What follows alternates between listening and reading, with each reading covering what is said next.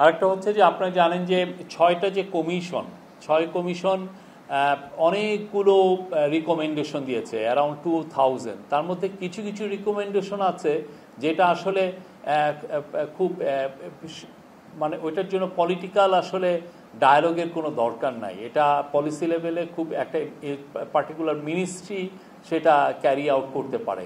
তো সেই ডিসিশনগুলো, এটা খুব অ্যাডমিনিস্ট্রেটিভ ডিসিশন, পলিসি লেভেলের ডিসিশন, এবং এই ডিসিশনগুলো খুব দ্রুত, এবং এতে টাকা সংশ্লিষ্টটাও তেমন একটা নাই, মানে মনিটর ইনভলভমেন্ট খুবই কম। তো সেই ডিসিশনগুলো যাতে খুব দ্রুত নেওয়া যায় সেই জন্য আজকে চিফ অ্যাডভাইজার বলেছেন, এবং এটার উপরে কাজ হচ্ছে।